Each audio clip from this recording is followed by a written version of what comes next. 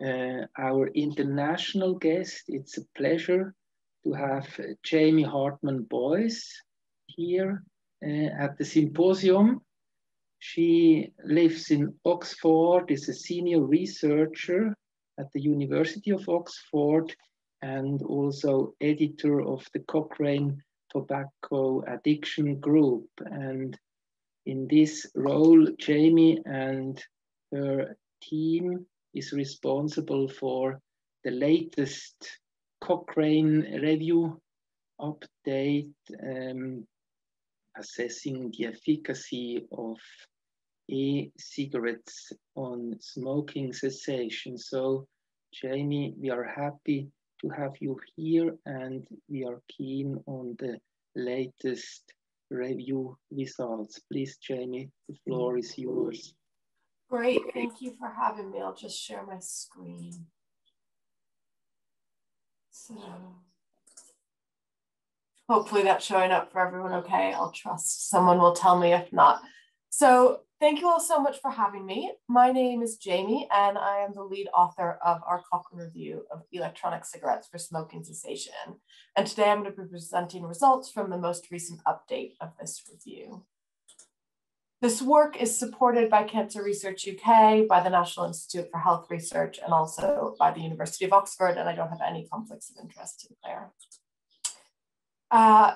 One of the main acknowledgements I'd like to make, of course, is to my author team. So these Cochrane reviews represent quite a bit of work. Some of these faces may be familiar to you, and we have a wonderful international team who help us review all the evidence on electronic cigarettes. So Cochrane itself, for anyone who's not aware of it, is a global nonprofit organization, and it exists really to help healthcare providers, patients, carers, researchers, funders, etc., make decisions around healthcare treatments. So a lot of our work in the Cochrane Tobacco Addiction Group is used by people who support people to quit smoking, people who are interested in quitting smoking, and guideline developers.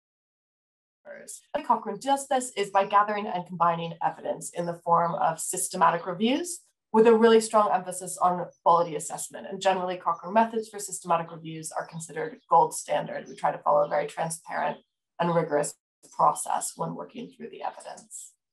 Now, our Cochrane review on electronic cigarettes for smoking cessation was first published back in 2014.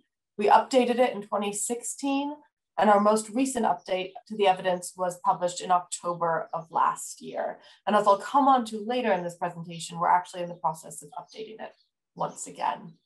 The objective of this review is to evaluate the safety and effect of using e-cigarettes to help people who smoke achieve long-term smoking abstinence. So this review is very much focused on the role of e-cigarettes in people who are already using combustible tobacco, and we're interested in e-cigarettes here in a harm reduction capacity. In terms of our inclusion criteria, in this review, we restricted it to randomized controlled trials or uncontrolled intervention studies. So to be included, studies had to be conducted in people who smoke, and they had to be offered an e-cigarette intervention or some sort of control intervention. And to be included, they either had to measure smoking cessation at 6 months or longer, or any measures of harm at 1 week or longer. Originally, in our first review, in our 2014 and 2016 versions, we also included observational studies that didn't involve any e-cigarette intervention. But as we know, those suffer from confounding. And so as more and more studies have become available that are more robustly designed, we've been a bit more selective in terms of what studies we include. Now, our review contains quite a few comparisons. It's an enormously long document. So for the purpose of today, I'm just going to focus on our 3 primary comparisons. The first of those is nicotine e-cigarettes compared to nicotine replacement therapy. And one way to think about that comparison is that what we're really doing is we're isolating the effect of delivering nicotine via an e-cigarette, as opposed to, say, via patches or gum. The second is comparing nicotine e-cigarettes versus behavioral support only or no support. So that's really looking at nicotine e-cigarettes in their entirety. And the third is comparing nicotine e-cigarettes versus non-nicotine e-cigarettes, where really what we're looking at is the capacity of the e-cigarette to deliver nicotine in a way that might help people quit smoking. So for our outcomes, as I mentioned before, for our primary outcome had cessation at 6 months or longer. And we measure this across our Cochrane reviews in a very kind of standard way. where we use the strictest definition of abstinence, and we assume anyone who is not followed up is a continuing smoker. In terms of adverse events and serious adverse events, we were interested in these at 1 week or longer of e-cigarette use, and according to standard definitions as described by study authors. We also looked at changes in relevant biomarkers after 1 week or longer of e-cigarette use. So this includes known carcinogens, toxicants, and measures such as exhaled carbon monoxide, airway and lung function, and blood oxygen levels. I won't cover those in today's presentation, but they are available in the full review. So the searches that fed into the evidence I'm presenting now took place in January of last year. And as part of this, we also contact researchers in the field, and we search trial registries and conference abstracts for ongoing studies. So we put quite a lot of work into identifying any studies that might meet our criteria, whether or not they're published. This version of our review included 50 studies. 35 of those were new to this 2020 review. This is a rapidly moving field of research. So every time we do an update, we tend to find quite a few new studies. And all in all, these studies represented just over 12,000 participants. As part of our Cochrane process, we assess risk of bias for the included studies. So basically, how much can we trust these studies?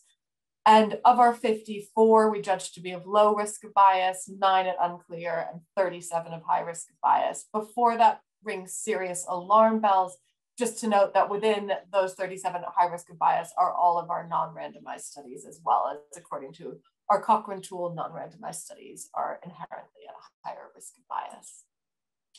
8 of our included studies were funded by the e-cigarette industry. 32 of them didn't have any e-cigarette or tobacco industry funding, I should say, and 10 didn't report their source of funding. 26 of them were randomized controlled trials, 21 were uncontrolled, and we also had 3 randomized crossover trials. And of our 26 randomized controlled trials, 12 of them contributed to our cessation meta-analyses. So the ones that didn't simply didn't measure smoking cessation at 6 months or longer, and instead just contributed data to our safety outcomes.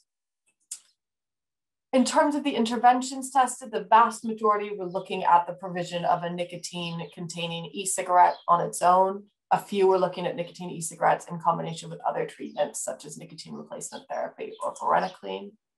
For those that did have a comparator, so the randomized controlled trials, 8 of them compared to non-nicotine e-cigarettes, 12 to behavioral support only or no support, and 8 to nicotine replacement therapy. And device type-wise, really still we're looking at older devices compared to what's on the market at the moment. And that simply reflects the amount of time it takes, particularly for a large randomized controlled trial, to get funded, get off the ground, completed, written up, and published, and make it into our review. And because of the fast-moving nature of e-cigarette technology, one of the things we're up against with research in this area is that often, by the time research is published, the device that's tested really isn't particularly representative of what people who smoke might be using at the time to help them quit. So moving on to our results, our first comparison was looking at nicotine e-cigarettes versus nicotine replacement therapy. 3 studies contributed to our cessation outcome, and what we found here was evidence that nicotine-containing e-cigarettes helped people quit, and people were more successfully using them than they were with nicotine replacement therapy. With Cochrane reviews, we don't just combine the evidence, we also think about how certain we are in the evidence, and we do this using a framework called GRADE, which is commonly used by guideline developers and also increasingly used by systematic reviewers. And what GRADE really reflects is how certain we are in the evidence and the extent to which we think new studies might change our findings. So for this finding, we judged it to be of moderate certainty, which means we think new studies might change our findings.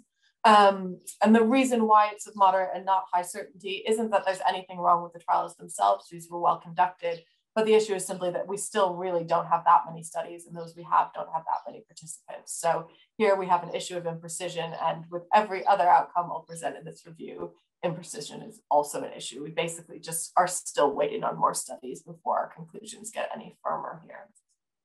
When we looked at adverse events at 1 week or longer, we had low certainty evidence of no difference between groups. And again, the main thing affecting our certainty here was just lack of data.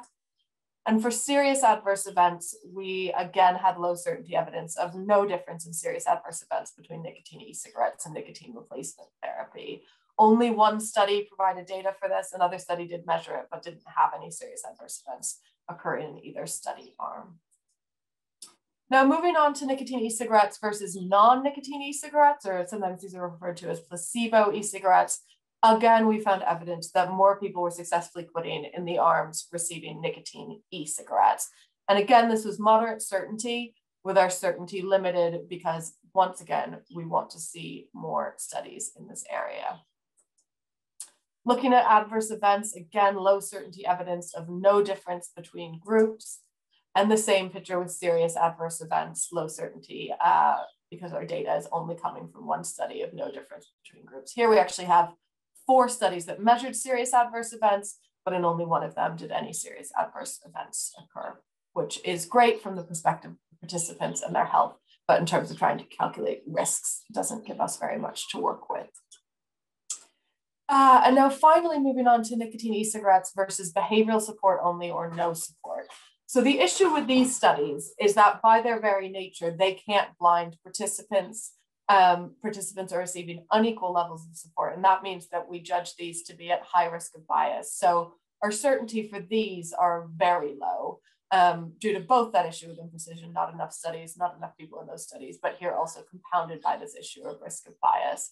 But what we found here when we combine the data is a really clear evidence of an increased quit rate in people receiving nicotine e-cigarettes versus behavioral support only or no support. And one point to make here is that even though our certainty of the evidence here is very low, if we think of our comparison with nicotine replacement therapy as isolating, let's say, the behavioral and social mechanisms by which an e-cigarette might work, that found that they were effective. If we think about the comparison with non-nicotine e-cigarettes as isolating the pharmacological ways in which e-cigarettes might help people quit smoking, again, we find them to be effective. And in this comparison, what we're doing is we're looking at all aspects together.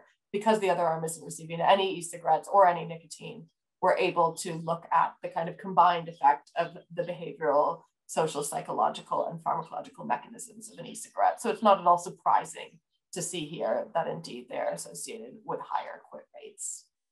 When we looked at adverse events, we had, again, very low certainty evidence of a slight increase in adverse events in people receiving nicotine e-cigarettes compared to behavioral support only or no support.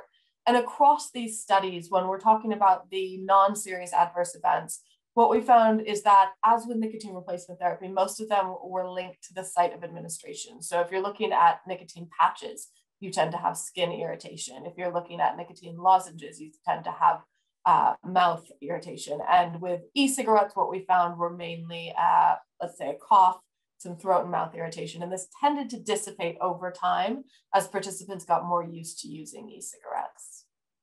Again, very low certainty evidence of no difference in serious adverse events between groups. Here we had only 2 studies contributing data.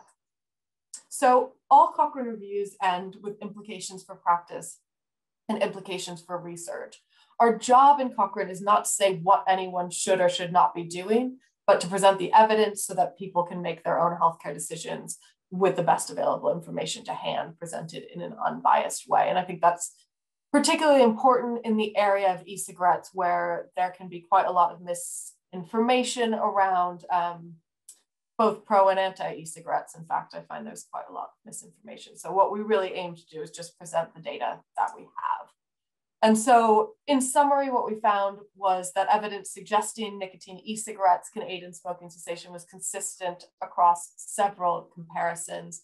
As I mentioned, we had moderate certainty evidence, limited only by the fact that we do not have enough studies yet, that e-cigarettes with nicotine increase quit rates at 6 months or longer compared to non-nicotine e-cigarettes and compared to nicotine replacement therapy.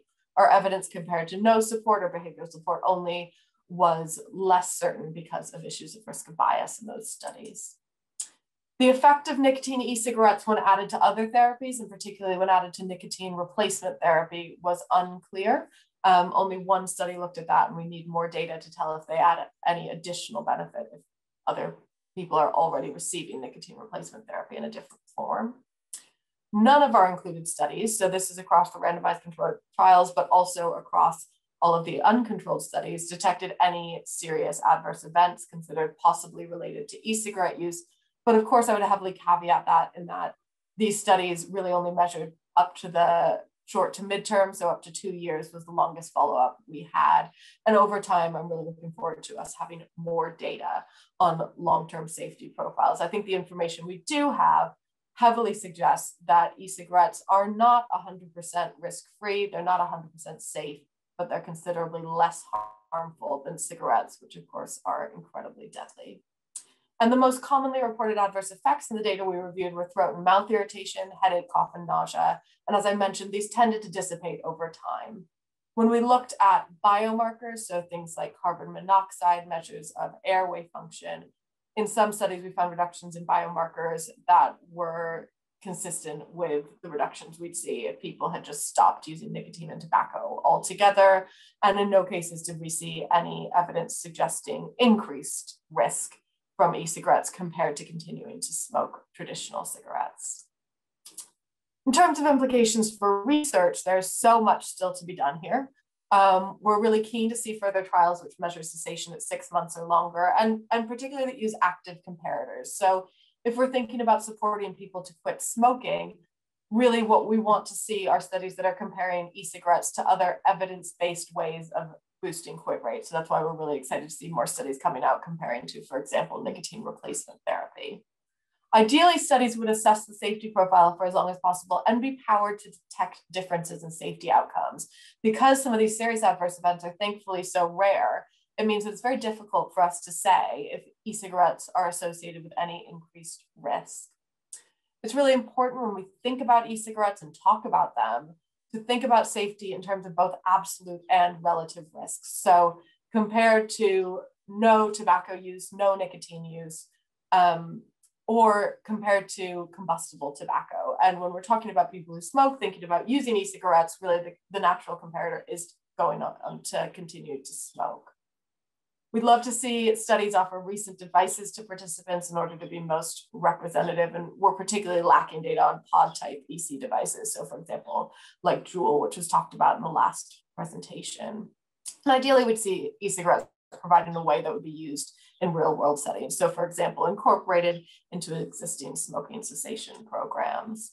And a really important point to make, as I made at the beginning, is that really here in this review, we are focused on the implications of e-cigarettes for people who already smoke. And it's clear that further reviews using the best available methods need to be conducted to evaluate e-cigarette use in non-smokers and possible links with uptake of conventional cigarette use. And I'm really pleased to say we're going to be starting a Cochrane review on that later this year. So just before I finish, I wanted to quickly note that this Cochrane review has now turned into a living systematic review. And what that means is that, funded by Cancer Research UK, every month our team searches for new e-cigarette evidence. We publish the links to any new evidence we found monthly, and we update the full review whenever any new data emerges that might change, strengthen, or weaken our conclusions or relate to new comparisons or outcomes. So we started that process in December, and we're already in the midst of updating the review with new data, which we think will affect our conclusions. As part of the Living Systematic Review project, for anyone who's kind of keen to keep up to date with research in this area, we publish monthly briefing documents, both for researchers, policymakers, clinicians, and members of the public. And we also, my colleague Nicola Linson and I, do a monthly podcast where for 20 minutes or so, we just talk through the latest e-cigarette research that we've found. So it's another way to keep up to date with what's happening in this rapidly evolving field. So finally, if you are interested in our latest updates or just more detail on everything that's presented, including the secondary outcomes and other comparisons, I'd really encourage you to either visit the website for our Living Systematic Review, which contains links to the full review, or go directly to the full review. Thank you very much.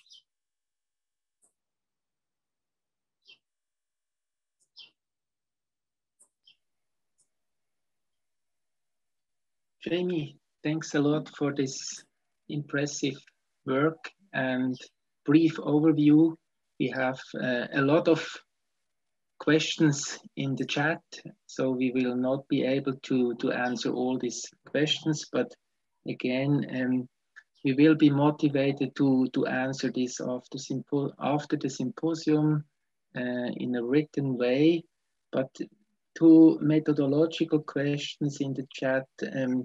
regarding participants, there was one question whether there were pregnant women included or not. So can you say something about the efficacy on harm reduction in pregnant women? And the second question, how did the studies control for the motivational level for stop smoking? Yeah, great question. So around pregnancy, most of these studies set out to exclude pregnant women from the start, as is common with kind of any randomized controlled trials at the beginning of testing a new treatment.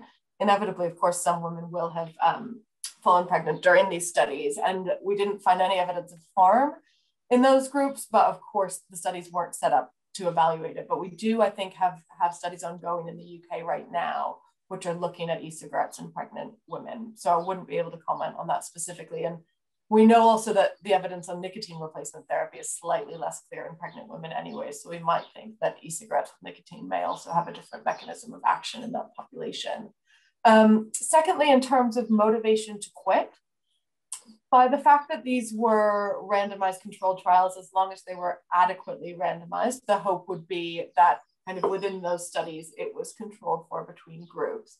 Now, I think e-cigarettes are a particularly promising intervention, or certainly seem to be tested more often in groups who are not particularly motivated to quit smoking, right? Who maybe have tried other things and it hasn't worked, or aren't up for trying other things and might be willing to try e-cigarettes. So actually, compared to some of our other Cochrane reviews, the populations in these reviews are somewhat less motivated to quit at baseline. And some of these studies are in people who, you know, explicitly do not want to quit smoking.